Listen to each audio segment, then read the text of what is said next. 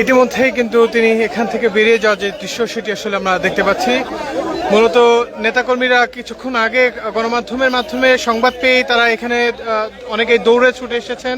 আমরা দেখেছি যে তারা আসলে অনেকটা জোরালোভাবেই আইনশৃঙ্খলা অবস্থানকে না জানিয়ে আসলে ভেতরে আসা যে দৃশ্য সেটি দেখা গেছে। পাশাপাশি দেখছি যে নেতাকর্মীদের যে উপস্থিতি সেই উপস্থিতি কিন্তু অনেকটাই বাড়ছে। কিন্তু বেগম খালেদা জিয়া ইতিমধ্যেই কবর জিয়ারত শেষে বেরিয়ে যাওয়া যে চিত্র সেটি আসলে আমরা লক্ষ্য করলাম। আমরা দেখছি যে ডক্টর AZM জাহিদ হোসেন তিনি সার্বিক তত্ত্বাবধানে ছিলেন। তিনি এখানে এসে তাকে যে বেরিয়ে যাওয়ার দৃশ্য সেটি আসলে আমরা এখানে লক্ষ্য করতেছি। ম্যাডাম কতক্ষণ ছিলেন এবং তার এখন আসলে শারীরিক অবস্থা কি এবং তিনি এখানে এসে কিছু বলেছেন কিনা আপনার দেখতে?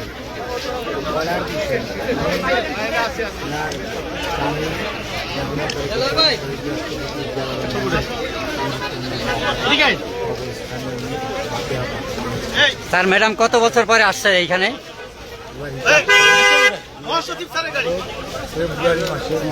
জি আসসালামু আলাইকুম। ম্যাডাম 2011 সালের ফেব্রুয়ারি মাস থেকে এখানে আসছে। জি ধন্যবাদ।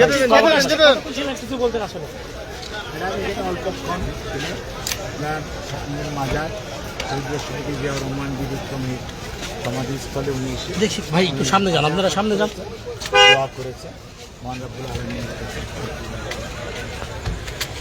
ইতিমধ্যেই কিন্তু আমরা দেখলাম যে তিনি বেরিয়ে গেছেন। ডক্টর AZM জাহিদ বলেছেন যে 2018 সালের ফেব্রুয়ারি পর এই প্রথম আবারও তার যে জীবন সঙ্গিনী তার কবরকে জিয়ারত করতেই এখানে বেগম খালেদা জিয়া এসেছিলেন। ইতিমধ্যেই তিনি কবর জিয়ারত শেষে বেরিয়ে যাওয়া যে চিত্র সেটি আসলে আমরা লক্ষ্য করেছি। দর্শক, এই ছিল মূলত আমার কাছে এখন পর্যন্ত সর্বশেষ। ধন্যবাদ সকলকে।